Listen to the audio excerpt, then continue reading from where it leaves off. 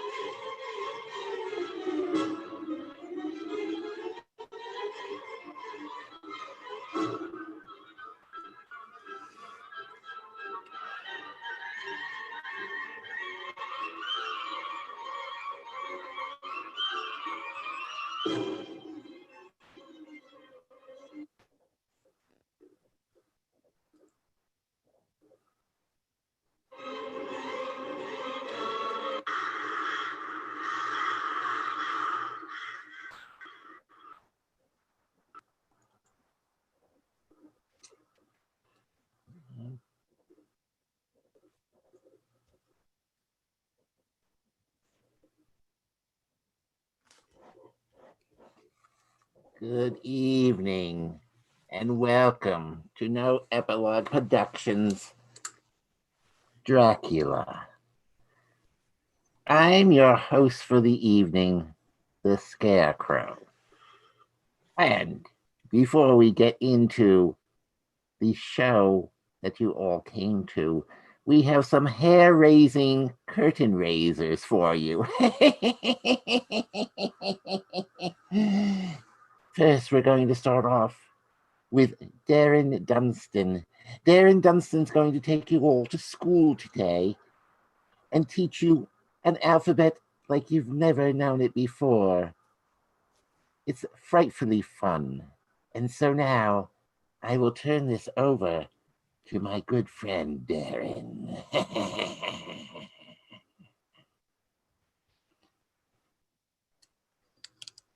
The Ghastly Crumb Tinies, or After the Outing, by Edward Gorey. A is for Amy, who fell down the stairs. B is for Basil, assaulted by bears. C is for Clara, who wasted away.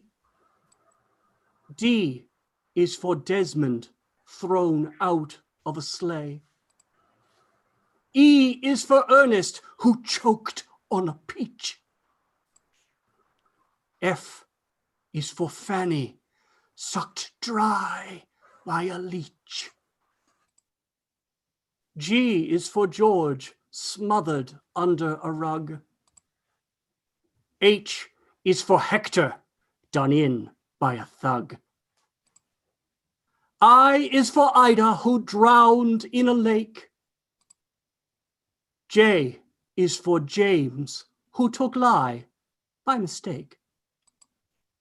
K is for Kate, who was struck with an axe. L is for Leo, who swallowed some tacks. M is for Maud, who was swept out to sea. N is for Neville, who died of ennui. O is for Olive, run through with an awl.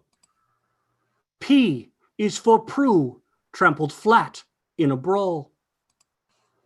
Q is for Quentin, who sank in a mire. R is for Rhoda, consumed by a fire. S is for Susan, who perished of fits. T is for Titus, who flew into bits. U is for Una, who slipped down a drain. V is for Victor, squashed under a train. W is for Winnie, embedded in ice. X is for Xerxes, devoured by mice. Y is for Yorick, whose head was knocked in. Z is for Zilla, who drank too much gin. 26 children, all shallow and vain, went on an outing in the chilly fall rain. Their walking companion, tall, pale, and grim, had lessons for naughties who are cruel to their kin, and instructed the tinies to heed good advice. But they didn't, alas, and they now feed the mice. 26 children whose end was abrupt. 26 children whose number is up.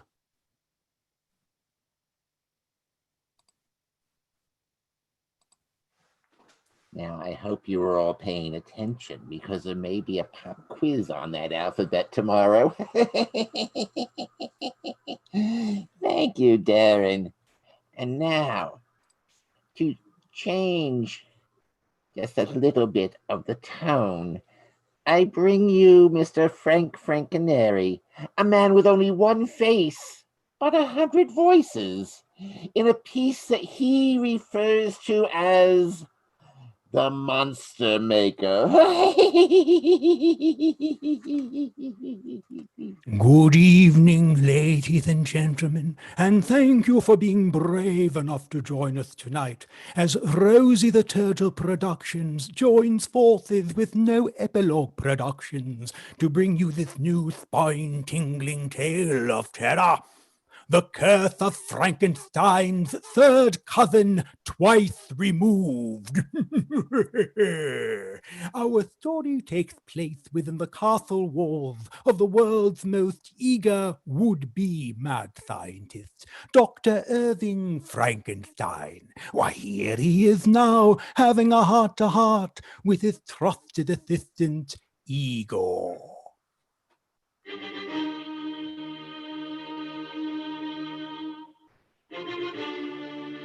Tonight, Igor, I am going to make a monster. Oh, Vey, not again. Master, we've been through this before. You don't even know how to make toast. I know, Igor, I know. But listen to me, Igor. We are living in unprecedented times. I am a mad scientist living here in this creepy old castle. If I don't do something nutty, I will be left out of the Union. Oh, but Dr. F, I thought we were going to stay home tonight and watch that webinar, How to Weave a Better Basket During Hard Times. Oh, that was tonight. Oh, I really wanted to catch that. But no, we mustn't dawdle, Igor. No, let us be off to the cemetery. I am a lean, mean, monster-making machine. Now, you grab the shovels and I will grab the Twinkies. The Twinkies? I don't know about you, Igor, but digging up graves gives me the munchies. And with that, the two wacky friends locked up the castle, hailed a cab, and hightailed it over to their friendly neighborhood cemetery.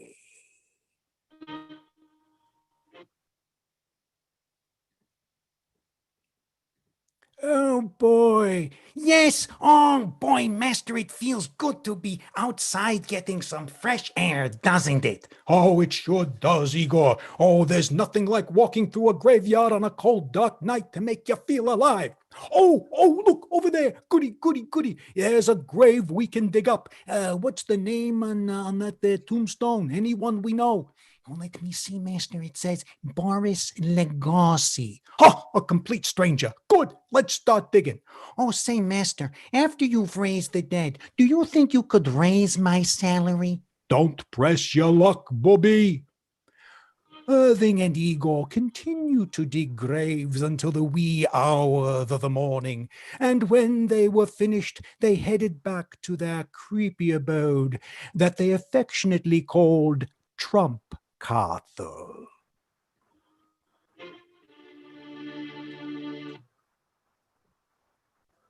Okay, Master, all right. All these switches are in place and we're ready to go. Wonderful, wonderful, Igor. I am so nervous right now. I've never done anything like this before. I feel like I'm building the boat as I'm sailing it.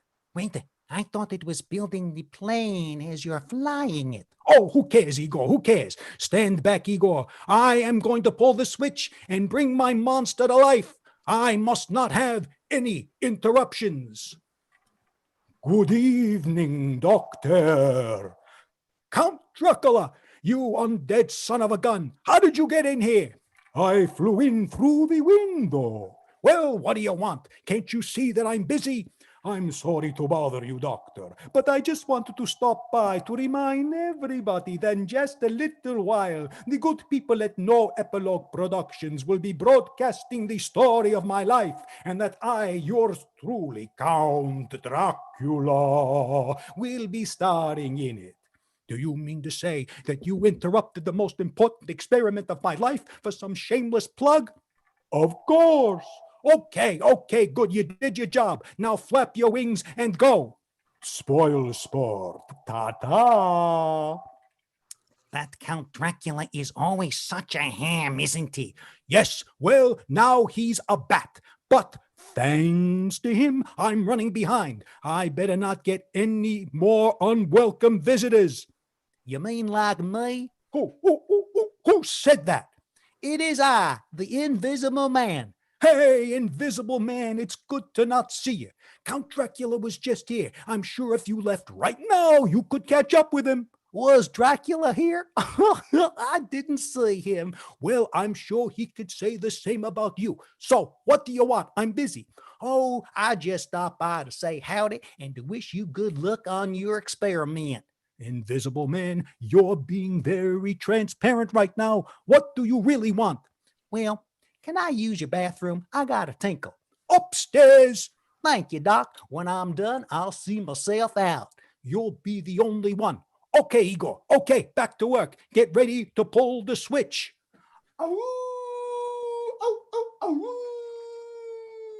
Mister, did you hear that?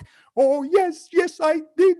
It's Luigi, the mafia werewolf. I forgot to make my monthly payment. He'll rip me to shreds. Oh, Master, we are living in unprecedented times, aren't we? Yes, Igor, enough of that one already. Okay, now, only my monster can save me now. Pull the switch, Igor. Yes, Master. Nothing can save yous now, Doc. Yous owe some individual type people some money, and I come to collect. Oh, come on, Luigi. Come on, give me a break. If you do, I will buy you a new flea collar. That's it, Doc. That's it. You've made me howling mad. I'm gonna pulverize you. Excuse me, can't a girl get a beauty rest? Master, look, your monster is alive and talking. Only it's not a he monster, it's a she monster. Hey, baby, you're well built. Well, you can thank Dr. Frankenstein for that. Would you like to take me out on a date? Grab hold of my paw and let's vamoose. Would you like to go bowling? Sounds like fun. Bye-bye, Irving. Thanks for creating me. Oh, well, Igor, back to the old drawing board, but not tonight. Oh, I'm so tired I could plots. Oh, but Master, you shouldn't plots yet. Do you know what tonight is? It's Halloween. Oh, goody, I almost forgot. Come, let's get into costume and put on our masks. But Master, I don't want to put on a mask. But it's Halloween. Well, it's my right to not put on a mask if I don't want to. Igor, with a face like yours, it's best for all concerned that you not only put on a mask, but that you leave it on. Thank you very, very much.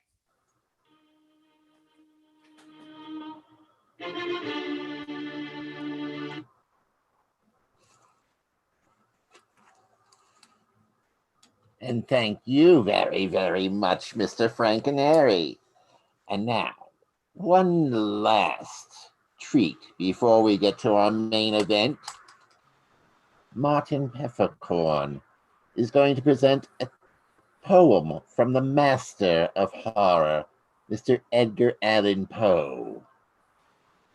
It's called The Spirits of the Dead.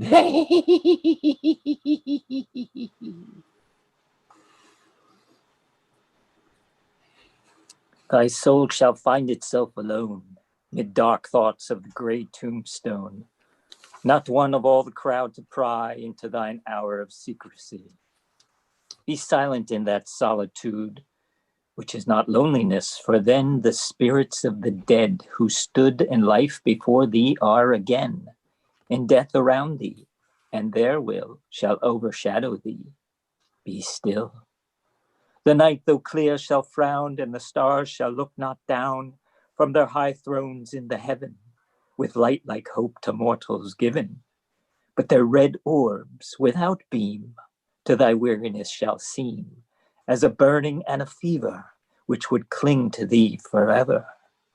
Now our thoughts thou shalt not banish, now our visions ne'er to vanish. From thy spirit shall they pass no more, like dewdrop from the grass. The breeze, the breath of God, is still, and the mist upon the hill, shadowy, shadowy, yet unbroken, is a symbol and a token. How it hangs upon the trees, a mystery of mysteries.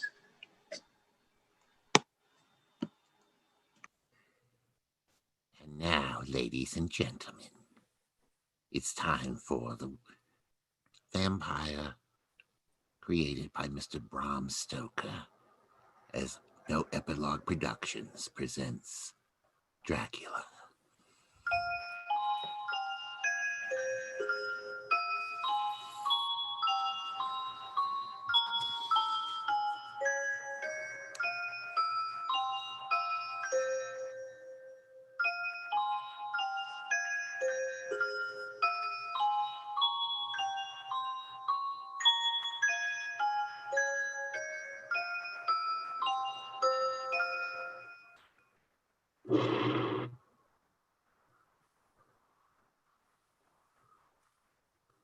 Ladies and gentlemen, my name is Arthur Seward.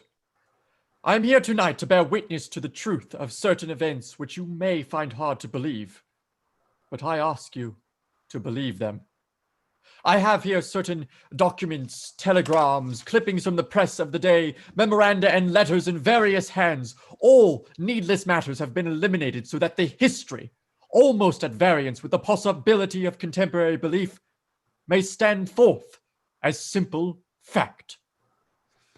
I present you first with excerpts from the private journal of Jonathan Harker.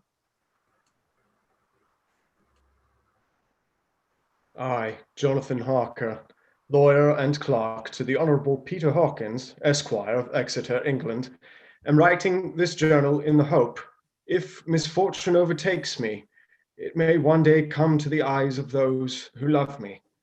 I set out from London on the last day of April to visit one of our clients in Eastern Europe. On May the 3rd, I arrived in Budapest and came after nightfall to Klausenburg on the border of Transylvania. At Bistritz, there was a letter of welcome for me from our client informing me that his carriage would await me at the Borgo Pass. It was signed Dracula.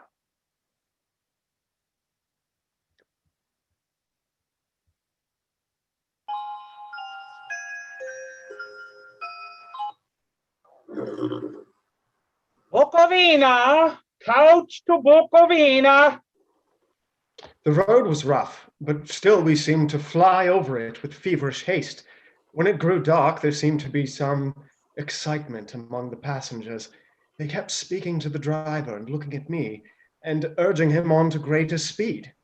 The crazy coach rocked on its leather springs. The mountains seemed to come nearer to us on either side. Coachman! Coachman! What is it? Where are we? You are nearing your destination, young hare. This is the Borgo Pass. Father, who art in heaven, hallowed be thy name. Thy kingdom come, thy will be done on earth as it is in heaven. Give us this day our daily bread. There were black, rolling clouds overhead in the air, and the heavy oppressive sound of thunder as we went through the pass. I looked out the carriage window and saw that somehow a carriage with 4 horses had drawn up beside us without making a sound. The coachman did not say a word. He just placed my bag in the carriage and climbed back up to the reins. He wore a muff high over his mouth, and his hat came low over his brow. All I could see were 2 sharp, piercing eyes. Yeah! Yeah! It began to move. I looked back. The coach and its load of passengers had vanished from sight. We swept into the darkness of the pass. I struck a match. It was within a few minutes of midnight.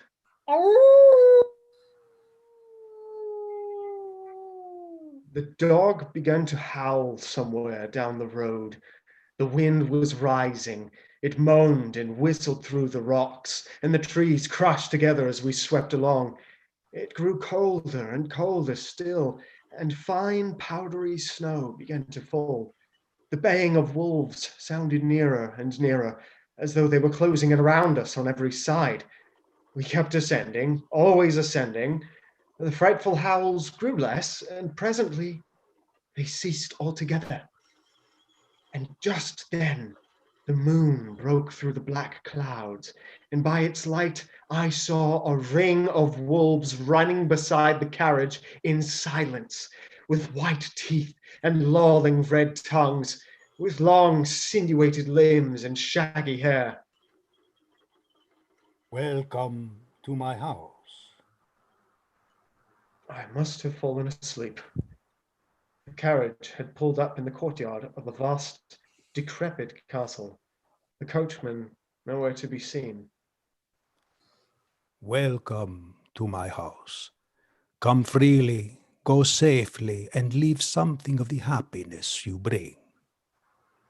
Count Dracula. I am Dracula. His face was strong, very strong, and aquiline. The mouth, so far as I could see under the heavy moustache, was fixed and rather cruel looking, with peculiarly sharp white teeth.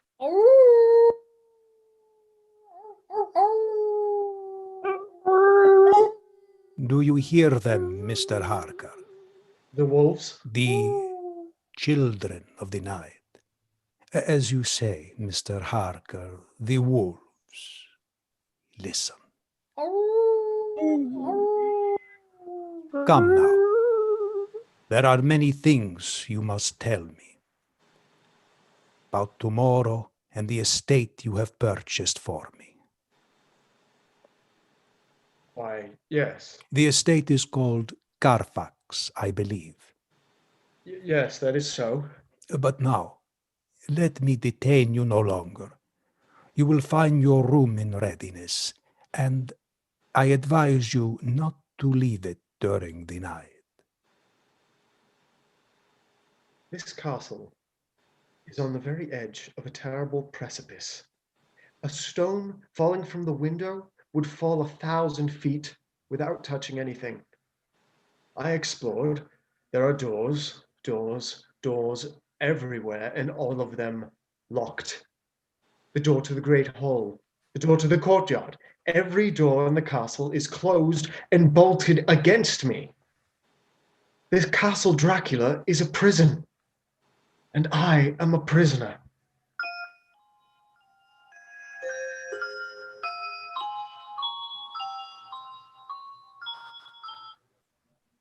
The next night I couldn't sleep, so after a few hours I got up, and lighting my candle, I placed my shaving mirror on the dressing table and was just beginning to shave. You seem restless, Mr. Harker. I hadn't seen him, although the reflection of the glass covered the whole room behind me. I turned the glass again. Count Dracula was close to me, and I could see him over my shoulder, but there was no reflection of him in the mirror. It was blank. I cut myself on the side of the throat. The blood was trickling down my neck. Count, my mirror. The blood! Wipe the blood from your face, Mr. Harker. And take care how you cut yourself. It's more dangerous than you think in this country.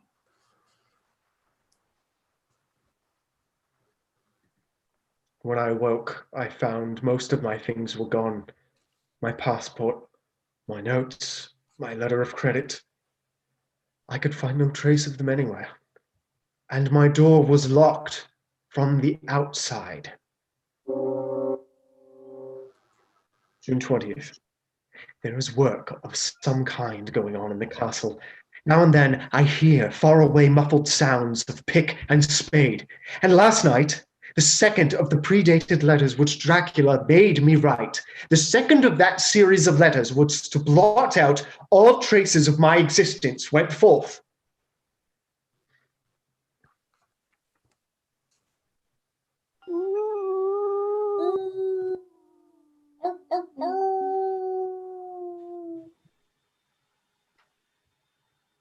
Count Dracula. Yes, my young friend. Well, what of me? When am I free? When can I leave this place? Free.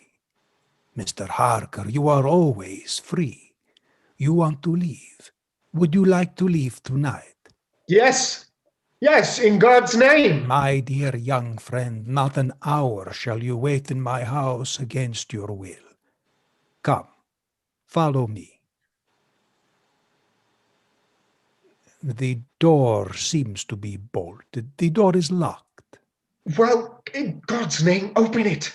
As you will, Mr. Harker. You English have a proverb which is very close to my heart. Welcome the coming speed, the parting guest. Good night, Mr. Harker.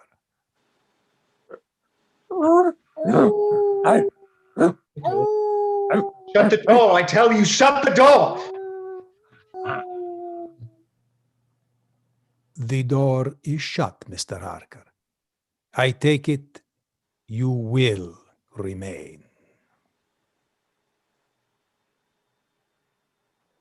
Morning, June the 30th. These may be the last words I ever write in this diary. Oh God, preserve my sanity. I have never seen Count Dracula by day.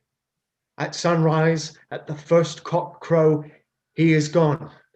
I don't understand these things. I only know that the wolves obey him and that he is a man with hair on the palm of his hands, with sharp teeth and no blood in his face. He casts no shadow. He cannot be seen in a glass, and he moves like a bat across the sheer face of the castle walls. He eats no food and is mortally afraid of the crucifix. As I write, I hear in the courtyard the rolling of heavy wheels and the cracking of whip. And there is in the passageway below a count of heavy boxes being set down, boxes shaped like coffins. And I know what they hold, filled with holy earth from the chapel beneath the castle. The last box being nailed down, and now I hear the heavy feet trampling again. The door is shut.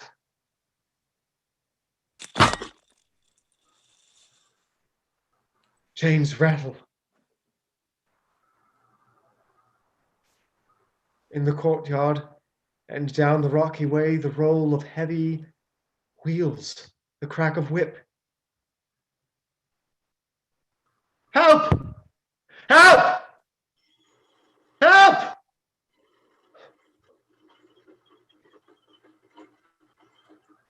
The wagons have gone. I am alone in the castle. I am alone in the castle. I'm alone in the castle. I am alone.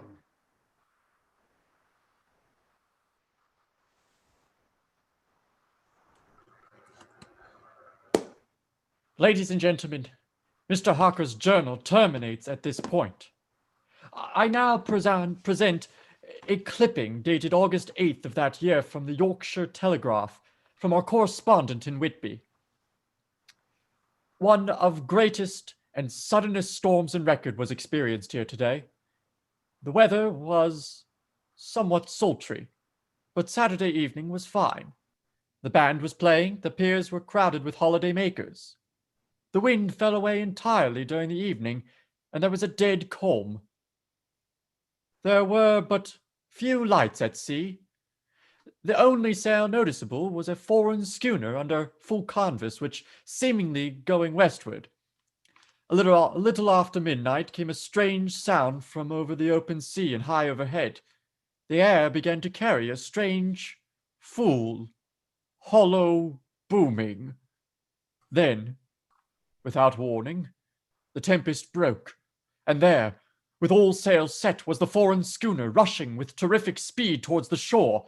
A searchlight was turned on her, and there, lashed to the helm, was a corpse with drooping head, which swayed horribly to and fro with each motion of the ship. A moment later, she crashed, and then a strange thing was seen. At the very instant she touched, a huge dog sprang up from the deck below, and running forward, jumped from the bow onto the sand, and making straight up the east cliff toward the graveyard, vanished into the night. The Coast Guard, going aboard at dawn, found the dead man fastened to a spoke of the wheel. Tightly clutched in one hand was a crucifix. The man must have been dead for quite 2 days. In the pocket of the dead man's coat was found a bottle, carefully corked, containing a roll of paper. This proved to be an addendum to the ship's log. There was found on board only a small amount of cargo, and that of the most unusual nature.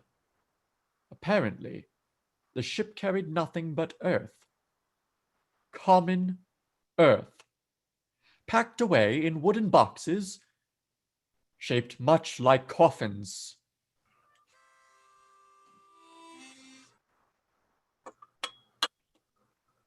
Log of Demeter, Russian flag, Black Sea to Whitby. July 6th, finished taking in cargo. Queer cargo. Boxes of earth. At noon set sail east wind. Crew, 4 hands, 2 mates, cook, and myself, captain. July 11th, entered Bosphorus at dark, passed through the Dardanelles. Mate reported in morning that one of the crew, Viodin, was missing.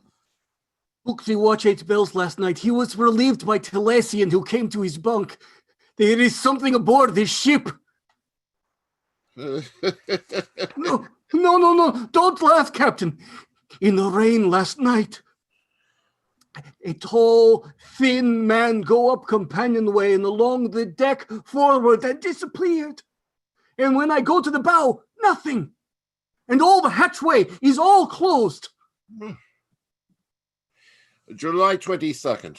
Rough weather last 3 days. All hands busy with sail. No time to be frightened. Past Gibraltar and out through straits. All there. July 24th. Last night, another hand was lost. It disappeared. Like Teligan, leave for the watch midnight.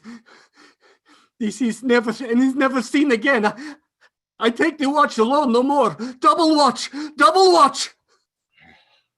July 29th. I had single watch last night as crew too tired to double. Then morning comes up. Hey, below! Baliki! Is Baliki below? Balaki is gone. Balaki's gone! Like the others. Like all the others. The mate and I have agreed to go armed henceforth.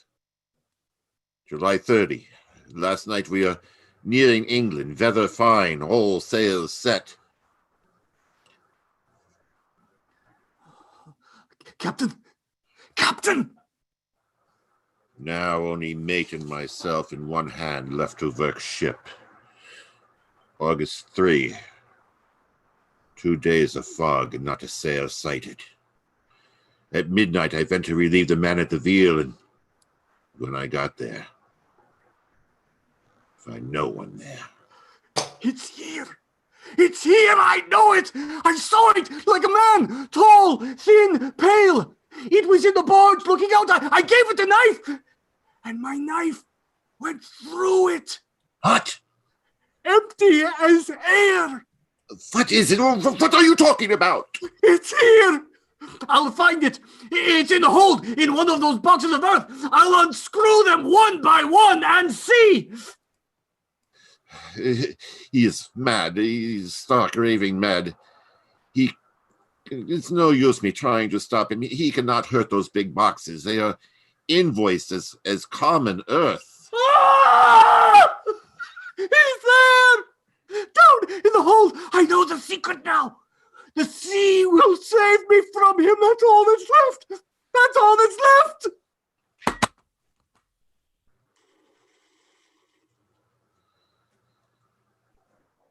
August 4th.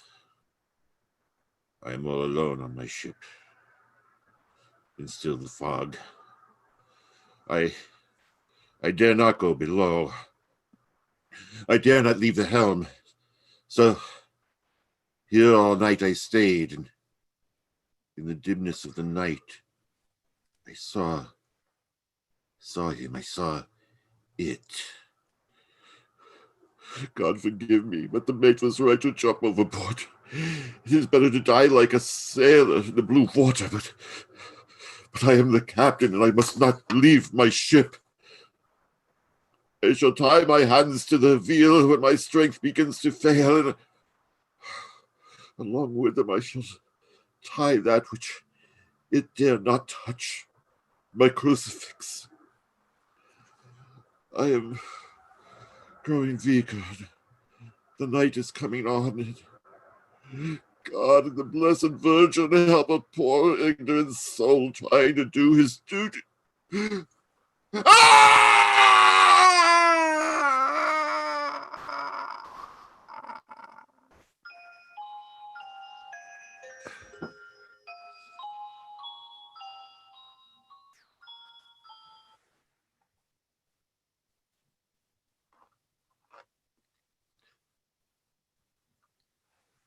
Telegram. Seward, Purfleet. To Van Helsing, Amsterdam. Lucy Westenra in alarming condition. Cannot diagnose. Come at once. Seward. Telegram, Seward. This is Van Helsing, Amsterdam, to Purfleet, to Seward. Am on my way to you. Please arrange to re-examine patient immediately my arrival. Van Helsing. Ladies and gentlemen, I must now explain that 6 months before the events recorded here, I had become engaged to a young lady, Lucy Westenra. We were to have been married in the spring. My old teacher, Professor Van Helsing, arrived at 4 the next afternoon. I took him at once to Lucy's house. She lay in her bed asleep. She was ghastly, chalky pale. The red seemed to have gone from her lips and gums, and the bones of her face stood out. Seward, young miss is bad, very bad. She must have blood, or she will die. And yet, she is not anemic. The qualitative analysis of the blood gives quite normal condition. It is strange. I do not like to think how strange. Look. Mein Gott, her throat, look. The black velvet band that she always wore had dragged up a little and showed a red mark on her throat. Just over the external jugular vein were 2 punctures, not large, but not wholesome looking. The edges were white and worn looking. Well, what is it, Professor? What's wrong with her? Speak frankly, you can tell me the worst. I wish I could, Seward. I wish I could. But I do not dare. But won't you tell me anything? I will tell you this. Your young lady is in a danger greater than death. You must believe me. If you leave her for one moment and harm befalls, you will not sleep easy thereafter. Sleep? He'll never sleep again. The blood will call him. The blood always calls. Who is? Renfield! How is it you keep escaping? Barnes! Barnes! You called Dr. Renfield or Dr. Seward? Renfield, you devil! I had you under double lock! Locks can't hold me, Barnes. Your straitjackets can't hold me. The master gives me freedom. Take him back to his cell, Barnes. Listen to the blood, Doctor. If you don't listen to the blood, you will lose her forever. Get him out of here. Yes, sir. Come on, you. The blood is calling, Doctor. The blood is calling. Who was that, Seward? A very troubled and extremely troublesome patient. R.M. Renfield, a zoophagus maniac. Ah, he eats the living creatures, huh? Yes, mostly vermin, flies, roaches, rats. How long has he been here before Miss Lucy began to have these attacks? I don't see how the two are related. How long? Maybe 2 weeks, but... Get some rest, Seward. Get some rest. We have a long night ahead.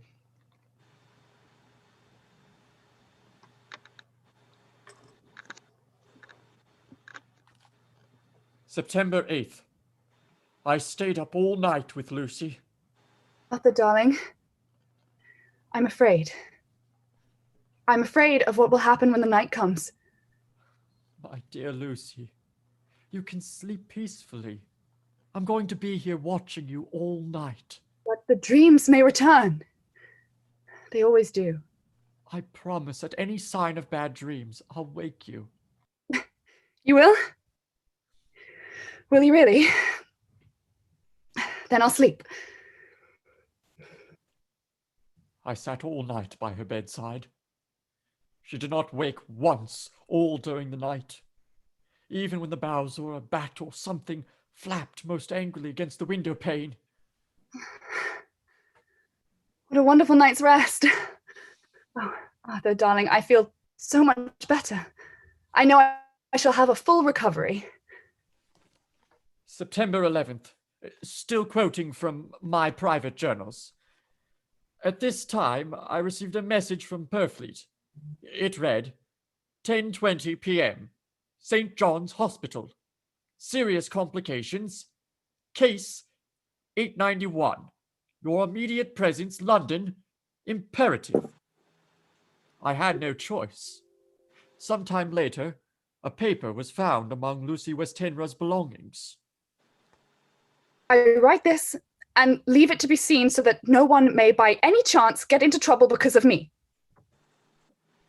I went to bed as usual, taking care that the window was closed as Dr. Van Helsing had directed. I waked about 2 a.m. with a great feeling of dread. I went to the door and called out, "Arthur! Arthur!" There was no answer. I went back to bed and tried to sleep, but could not between my fear and the sound of flapping at the window.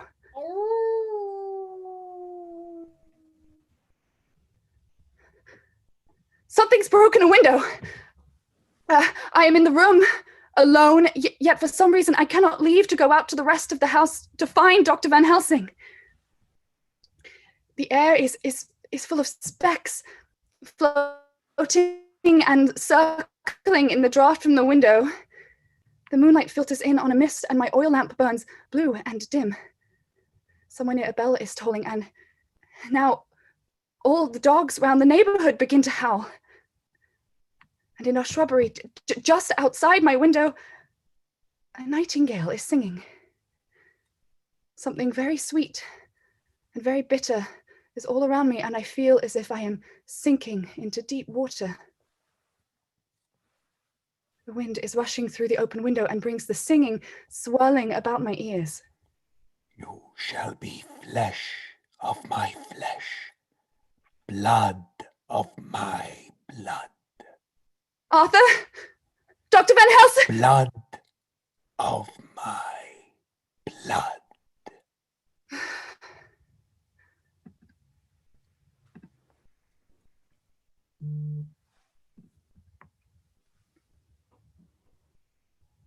September 12th. Late. Only resolution and habit can let me make an entry tonight. We found Lucy sprawled on the floor. There was a draught in the room from a broken window. Her neck was bare, showing 2 ugly wounds, looking horribly white and mangled. We are too late, my friend. We have failed in our task. God's will be done. Lucy's dying then? She is dying. Stay beside her. It will make much difference, mark me, whether she dies conscious or in the sleep. It was almost sunset before she opened her eyes. Arthur, you've returned. Oh, my love, I'm so glad that you've come. I took her hand and knelt beside her. Her breath came and went like a tired, peaceful child's. Arthur, darling, you'll stay with me, won't you? Of course I will, my love. The light from the setting sun fell on her face, and then, insensibly, a strange change came over her. Her eyes grew suddenly dull and hard. Her breathing was heavy. Her mouth opened, and the pale gums drawn back made the teeth look large and sharp. Arthur, my love, my darling, come. Kiss me, my darling. Of course, Lucy. No, not yet. Hold her hand. That will comfort her more. Silly old man. Don't listen to him, Arthur. Come, my love. Kiss me. Kiss me! Not for your life. Not for your living soul and hers. He stood between us, like a lion at bay, holding before him a golden crucifix like a shield. Then suddenly, we saw a spasm of rage flit across Lucy's face like a shadow. Stop him! You're a fool, old man! Lucy! Look, Arthur. The marks on her neck. They're gone! Arthur, help me.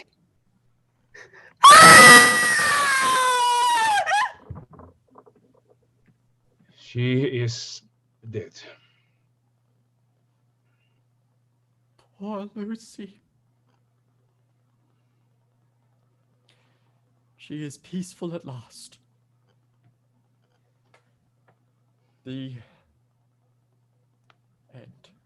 No, not so. This is only the beginning. Wait, and you will see.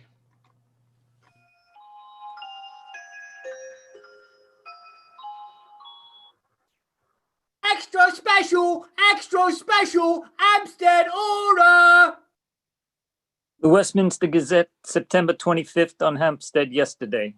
The Kensington horror, the stabbing woman, and the woman in black are vividly recalled to mind by a series of events that have taken place recently in the neighborhood of Hampstead. Several cases have occurred of young children straying from home or failing to return from their playing on the heath. In all these cases, the children have given us their excuse that they have been with a beautiful lady who offered them chocolate. In each case, the child was found to be slightly torn or wounded in the throat.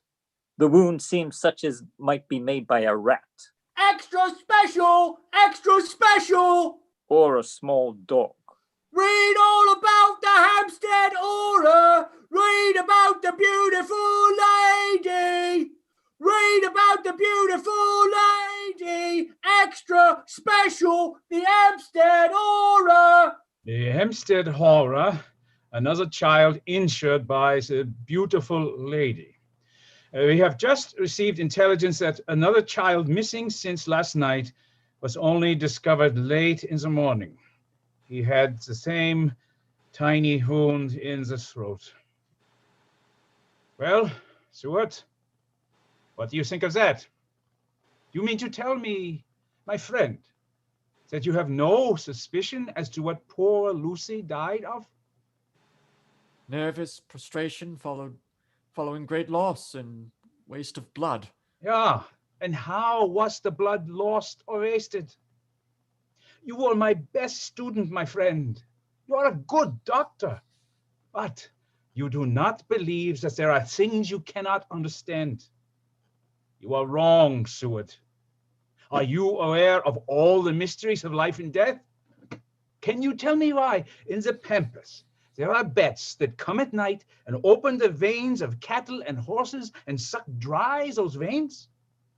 How in some islands on the western seas, there are bats that hang in trees all day, and then when the sailors sleep on deck because it is hot, sweep down on them. And in the morning are found dead men, as white as Miss Lucy was? I understand none of these things. Ah, Stuart. Stuart, after tonight, if you dare to come with me, perhaps then you will understand.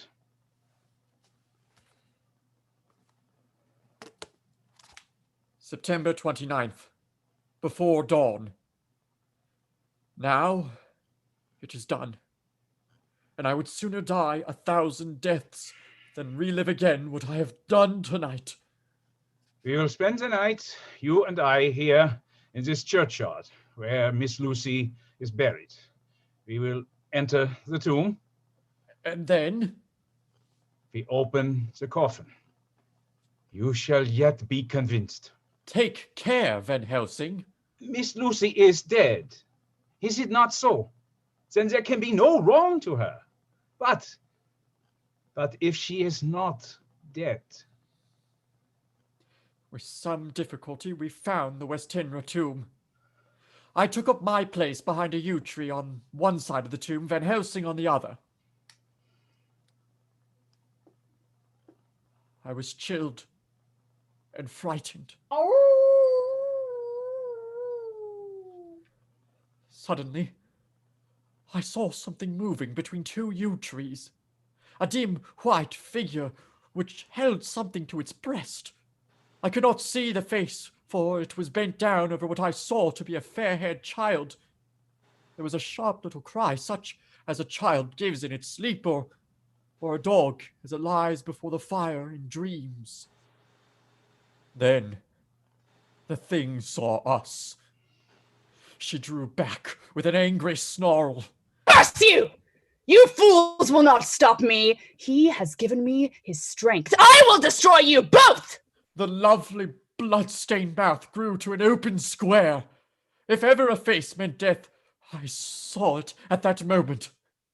Then, suddenly, she turned and vanished in the direction of the tomb. The child is not harmed. We leave him in a safe place where the police can find him. There is more for us to do, Seward. Come.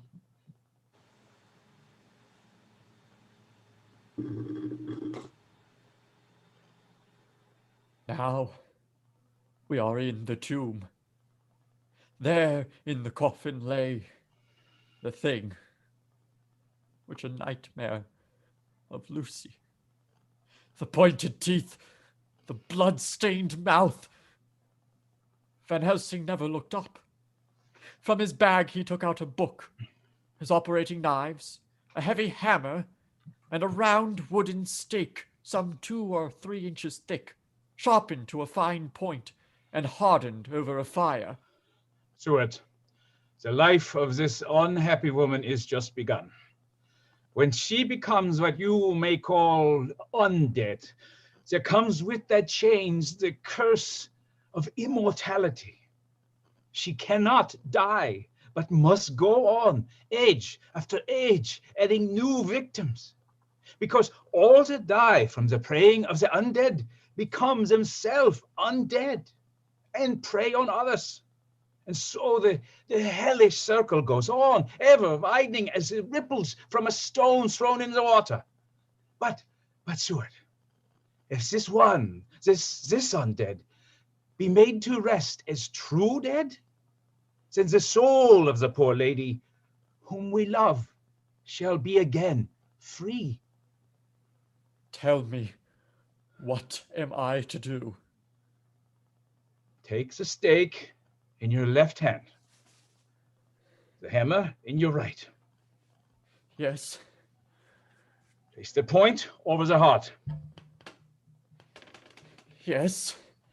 Now, when I begin the prayer for the dead, in God's name, strike. Are you ready? Arthur, my love. Lucy. Strike. Arthur, join me. Strike now. Domini Jesu Christe, file de vere, emas tuis patre.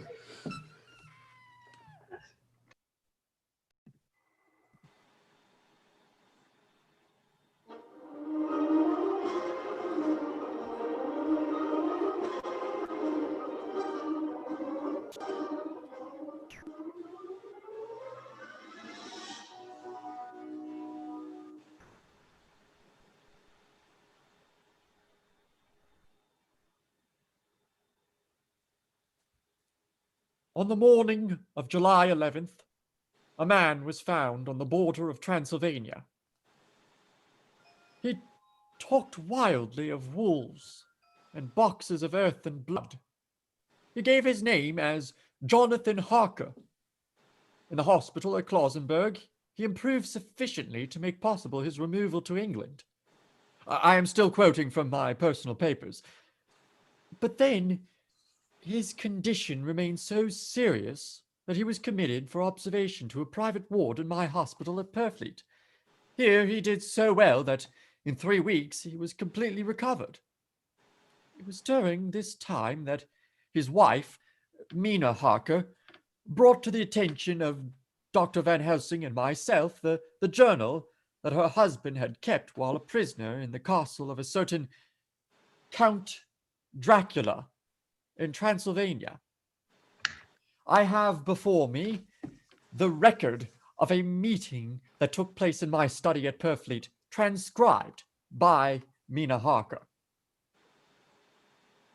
October 31st, October 1st. Meeting began soon after 8. Jonathan next to me, Dr. Seward after Van Helsing at the head of the table. My friends, there are such things as vampires. Had I only known at first all now I know, one so precious life might have been spared to those of us who love her. Mr. Harker's Count Dracula is Vlad the Impaler, bloody tyrant of 400 years ago. And this Nosferatu, this monster, is of himself so strong that he can direct all the elements, the storms, the fogs, the thunder. He can command all the meaner things, the rat, the bat, the owl, the fox, and wolf. How then are we to begin a strike to destroy him? How shall we find his place? And having found it, how can we destroy it and him? And my friends, it is a terrible task that we undertake. To fail here is not mere life or death. For if we fail, we become as him, foul things of the night, as him. Well, what do you say? I answer for myself. I'm with you. The professor laid a small golden crucifix on the table. We took hands and our solemn pact was made. You see, we too are not without strength, my good friends. The vampire must have the blood of the living. Without this, he cannot live. Now, he throws no shadow. He makes no reflection in the mirror. Mr. Harker, yes? He can transform himself to the wolf, the bat. He can come on moonlight rays as elemental dust and see in the dark. He can do all these things, and yet he is not free. His powers cease at the coming of the day. And then, until night, he must remain in the shape in which he finds himself. And only in his coffin home, in the earth of his burial, can he rest. When we can confine him in this box, then, my friends, if we obey what we know, we will destroy him. At that moment, something swept wildly against the window. Then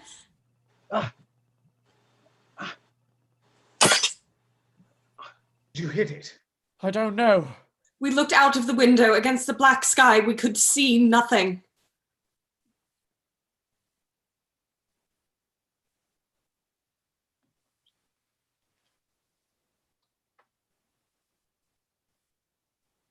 What was? You fools! You cannot kill him with your useless guns. Renfield! Your ants fighting against a god. You cannot win. What do you know of him, Renfield? The blood will win. The blood calls. Barnes!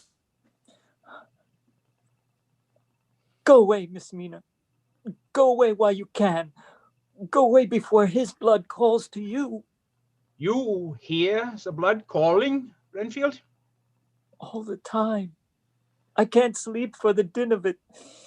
It fills the air. The sound of it is like crashing waves filling the night. I am deaf from its call. Oh, please, doctor, send me away. Send me to where I cannot hear him. Again, I don't know how he does it. Send me away, doctor, so they don't have your blood on my hands as well. Return him to his cell, Barnes. Yes, sir. Fool. I have warned you. He will have blood.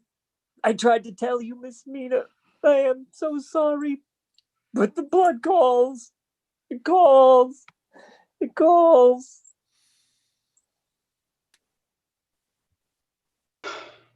Data in our possession.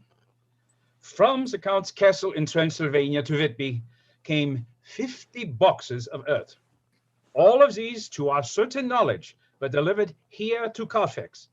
But recently, 12 of these boxes have been removed. So, first step, ascertain whether all the rest remain in the deserted house next door, or whether any more have been removed. We must trace each of these boxes and sterilize the earth within with holy water, so he can no longer seek safety in them. And we must hurry. The events of the next few days are described in Jonathan Harker's journal. October 2nd, 5 a.m. Just returned from the empty house. Left Mina here at home. Well, we've done our work at Carfax. The place was filthy. The air stagnant and foul, and the whole place alive with rats. We counted the boxes, only 38 of them. And over each one, the professor went through his same mysterious work. It was dawn when we got back. I found Mina asleep. She looks paler than usual. October 2nd. Soon after they left, I fell asleep. I remember hearing the sudden barking of the dogs, and then there was silence. I got up and looked out of the window. There was a thin streak of white mist moving across the grass along the wall of the house. It dawned on me that the air in the room was heavy and dank and cold. The gaslight came only like a tiny red spark through the fog. I could see through my eyelids. The mist grew thicker and thicker. Then, as I looked, the spark divided and seemed to shine on me through the fog like two red eyes.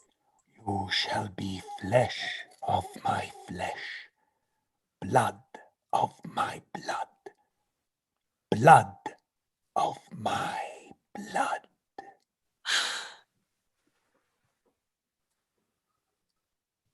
October 2nd, 8 p.m.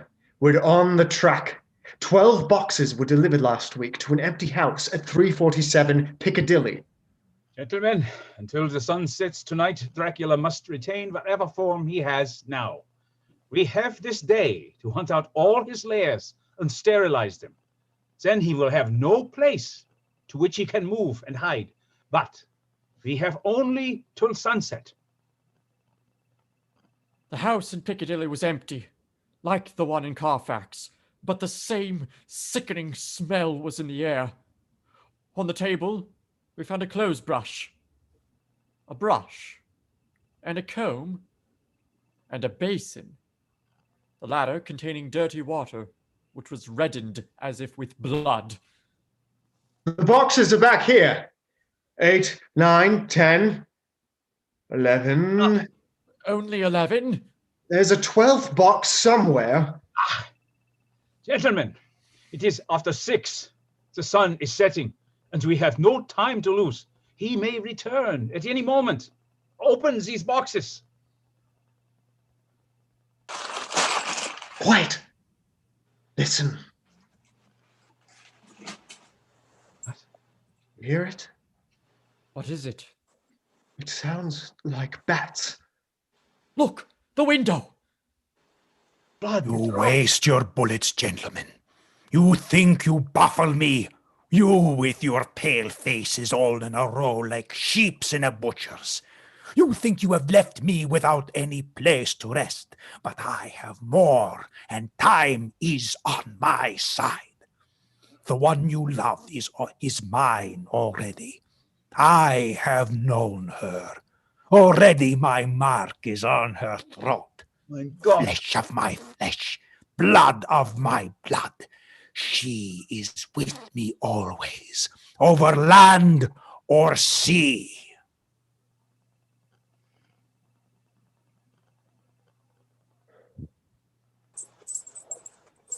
October 3rd, evening. Van Helsing has asked to interview the patient Renfield. Renfield, Count Dracula placed you here in the asylum, didn't he? He told you to come here and become a patient, didn't he? A very astute man, Professor Van Helsing.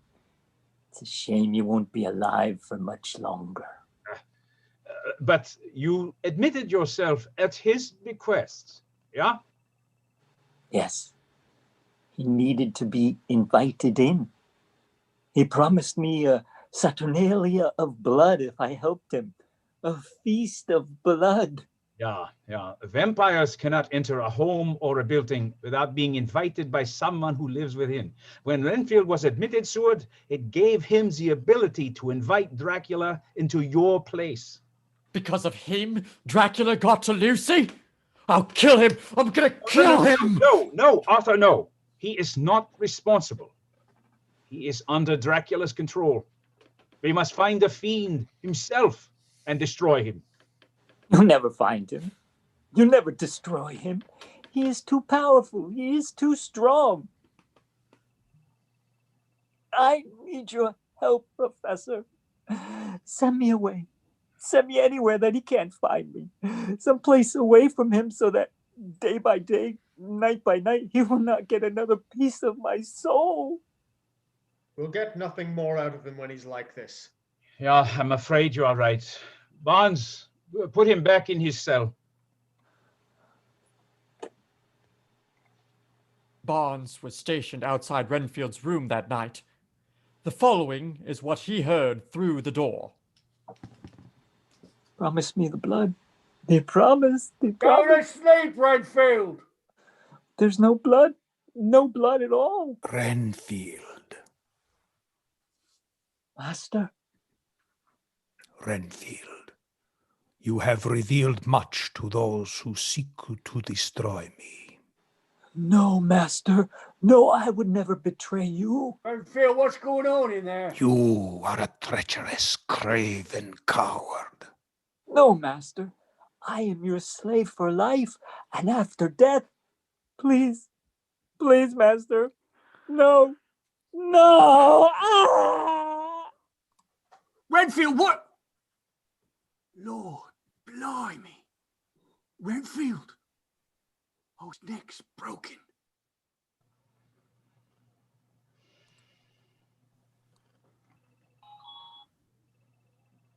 October 4th, morning. Another meeting in the study at Purfleet. Is Renfield dead? We must now totally rely on ourselves. We must find that remaining box, gentlemen. As long as that earth exists impure, as long as there remains one place of refuge for Dracula, there is no safety, no peace for any soul in England. And for the undead, never peace so long as he lives. Blood of my blood. Mina, how do you know that? Quiet, quiet, listen. With me always, over land and sea. Ah, Mina, darling, how did you know that Dracula said those? I don't know. The words just came. Strange how sometimes I feel that I am with him. at sunset? Yes, just at sunset. And again at sunrise. Dr. Van Helsing, if I could... If at that time you... Have you the courage, miss? Courage? For what? What do you mean? Dr. Van Helsing here will question me. I will question her, yes, in a state of hypnosis. The one you love is already mine, he said. She is with me always, over land and sea, he said. Ha, ha, ha. Now, Dracula, perhaps she will betray you. If she is really with you, this one we love, who knows? If she is really with you, over land and sea. Blood of my blood. Mina?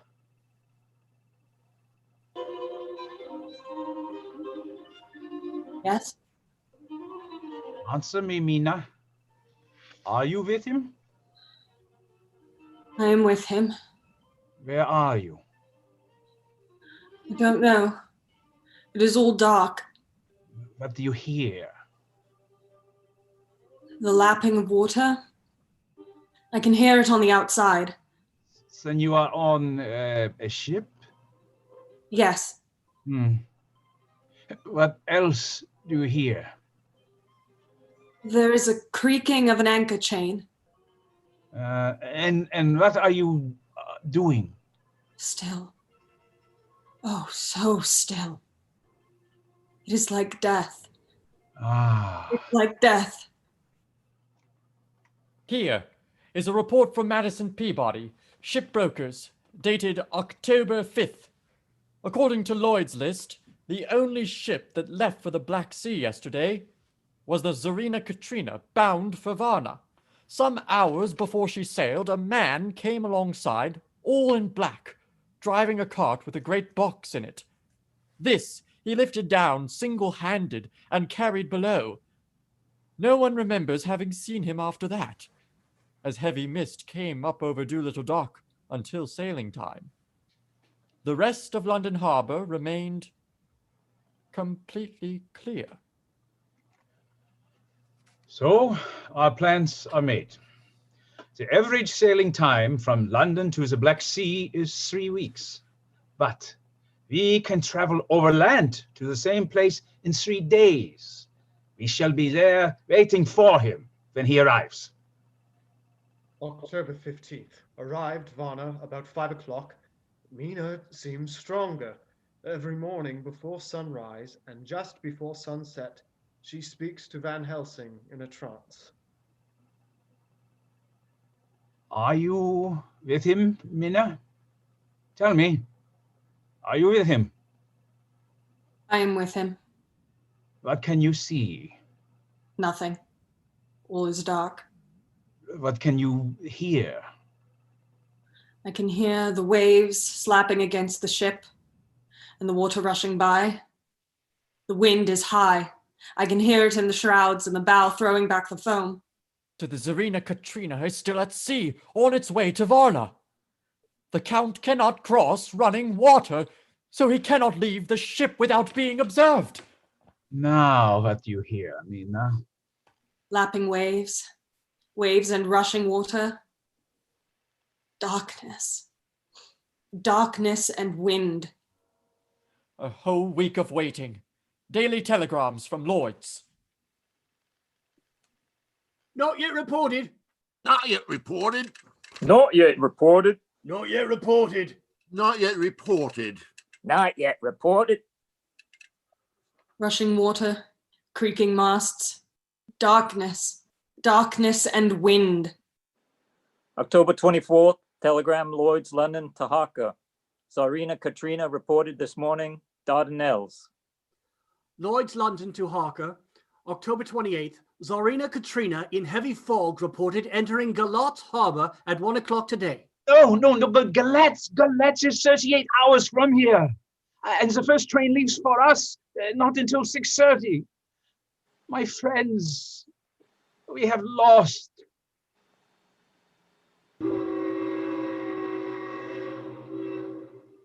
I am with him. I can see nothing. I can hear his voices calling and the roll and creak of oars. I can feel the air blowing upon me.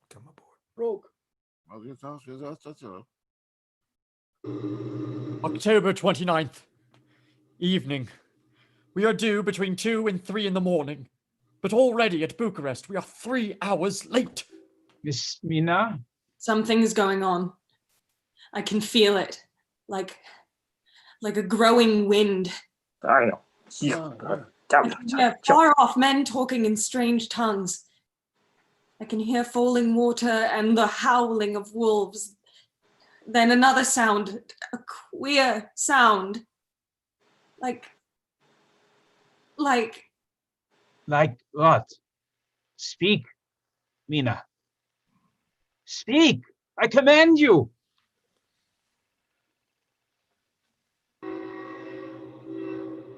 I command you to speak! Arrived in Galatz. Saw Captain Tsarina Katrina. A man come aboard with order an hour before sunup. Received a box by the name of Dracula. Got his papers. Emanuel Hildesheim, his name was. Mr. Hildesheim? Yeah? You unloaded a box yesterday. I gave to Kyolov by order. Kyolov. Mr. Kyolov? No. This morning they find him dead inside the churchyard of St. Peter. They find him dead with his throat cut open.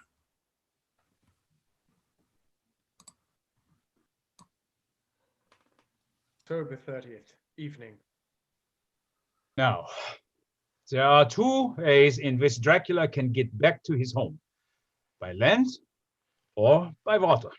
We examined the map and found the most likely river to be the Ceres. You and I, Seward, will charter a steam launch and follow him up the river. Van Helsing and Mina will take the train to Veresti, and from there... Yeah, and from there, Miss Mina and I will go in the track where you first went, Harker. From Bistritz through the Borgo Pass. If you have not caught him before, we shall be awaiting Dracula there. October 31st. We arrived at Veresti at noon, Van Helsing and I. Brought a carriage here, and we start in an hour. Our enemy is still on the river.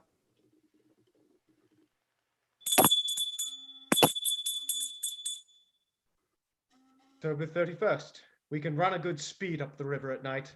There's plenty of water and the banks are wide apart. November 1st, evening. No news all day. We hear that a big boat went up the river before us, going at more than unusual speed. November 4th. All day driving. The country gets wilder as we go. By morning we shall reach the Borgo Pass.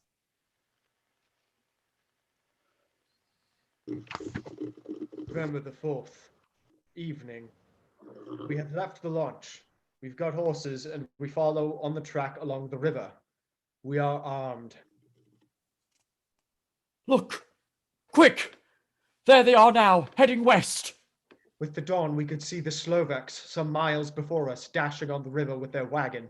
On it is the great box. Late afternoon, we reach the Borgo Pass. Van Helsing, look! Look! From the hillside, we could see a long way all around us. Far off, beyond the white waste of snow, was the river, like a black ribbon curving. And between us and the river, not so far off, comes a group of men, mounted Slovaks, hurrying along, and in the midst was a wagon with seats from side to side. On the wagon is a great box. Look! And then come two horses following fast, up from the south. Seward and Harker. The Slovaks with their heavy wagon are losing ground. And now our men are not more than a mile behind. Now the wagon is very close to us. We see their great box swaying gravely. And now they are all almost upon us. And then, quite suddenly, we hear him. His voice echoes in our skulls. You think to defeat me? Already my lifespan outnumbers your combined 3 lives by centuries. Many centuries, gentlemen. Long after you are forgotten in dust, I shall still walk the earth and rule the night. And you think to kill me? The man death himself cannot overtake. I shall take the flesh of my flesh from you, and I shall kill you all. And now happens a great, strange thing. The wagon smashes into a great rock buried in the snow, loses the front wheels, and turns over on its side, jammed up against the stone. The horses tear loose from their traces and bolt, and the Slovaks scatter and vanish after them. And then silence. Silence like comes after the ringing of bells. Look. His face. It is Dracula, sprawled out, stiff and twisted in the dark smear of his own holy earth. The box falling has emptied it all into the snow. His face is old looking. The skin is like paper. Dr. Seward, there is no time. Look at the sun. Sunset. In 1 minute there is darkness and he is forever lost to us. Have you the stack of wood and the hammer? Here. Yeah, now, Seward, pray for us. Kneel down and pray. Harker, place the stake of wood over his heart. Be not afraid, Harker, but do not look into his eyes. The hammer. Now, Harker, strike. Strike. Flesh of my flesh, guilt of my guilt, death of my death, speak and be manifest in the destiny instant of your master's spell. Elements of darkness, rain, evil winds, mist and mold and tempest. Strike! The others couldn't, but somehow I can hear him, speaking behind his eyes. Claw, wing, tooth, scale, tissue of flesh, death of my death, dead and undead. The hand of the living is over your master. Console him, my children.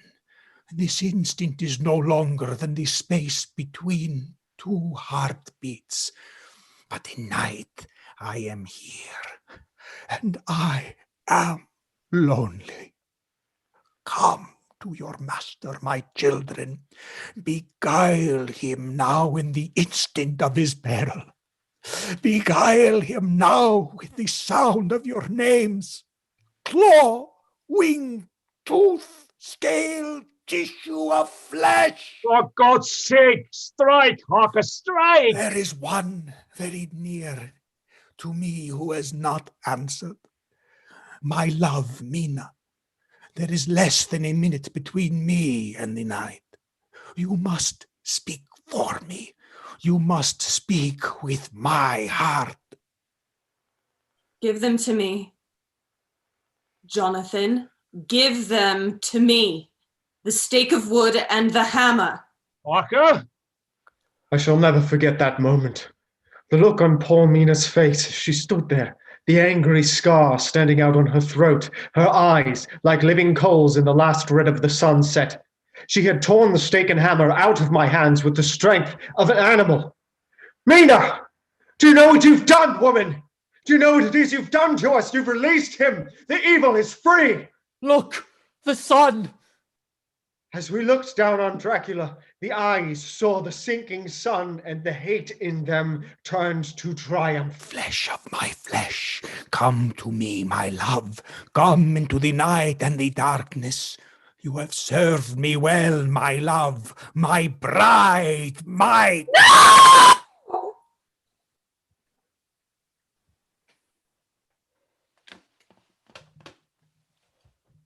Ladies and gentlemen, all the evidence in this case is now before you.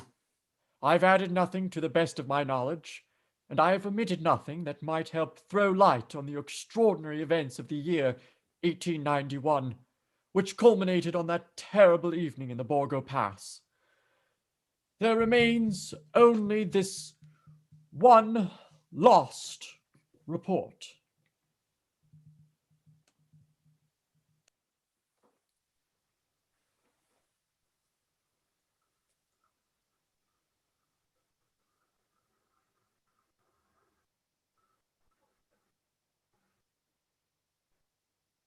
Dr. Van Helsing, we cannot hear you.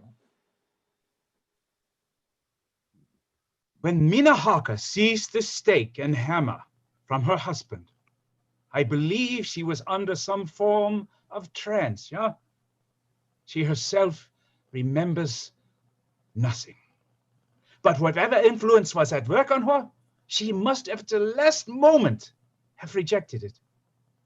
For at the exact instant the sun disappeared, it was Mina Harker who drove the stake to the heart of the thing that called itself Dracula.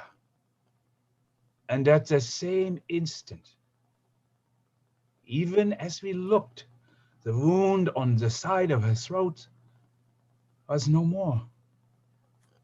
As for Vlad Dracula, before the scream of the creature had died from our ears, the whole body crumbled into dust and passed from our sight.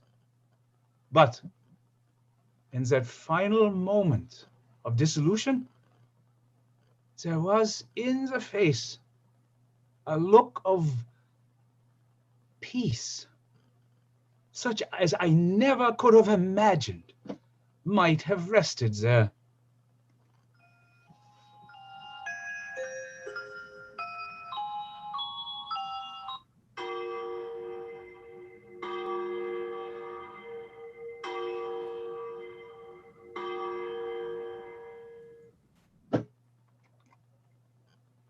Ladies and gentlemen, thank you for joining us.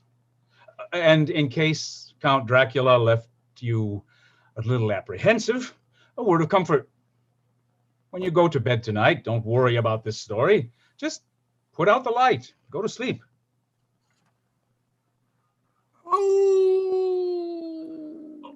That's all right, that's all right. You can rest peacefully. That's just a sound effect. But there. But over there in the shadow, see? See? Oh. It's nothing, nothing at all. I think it's nothing. But always remember, ladies and gentlemen, there are werewolves. There are vampires. Such things do exist.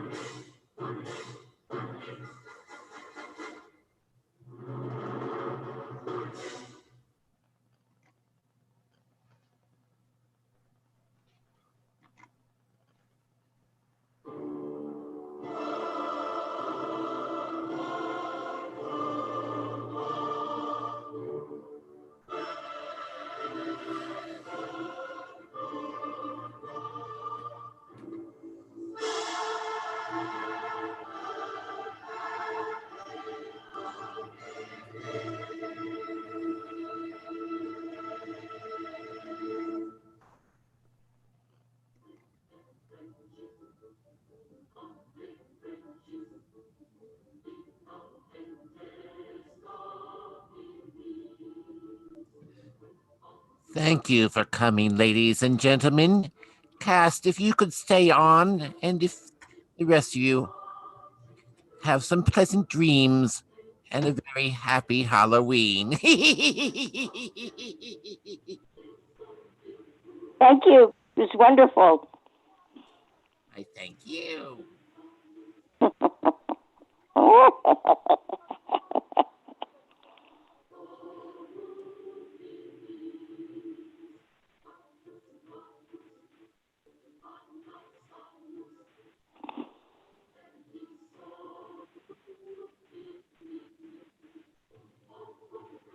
Outstanding. Where do I send the money? The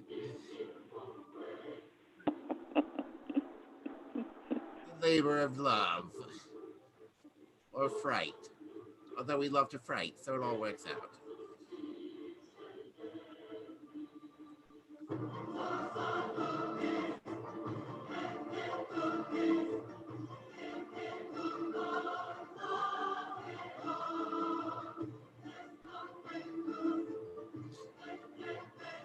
So you should probably stop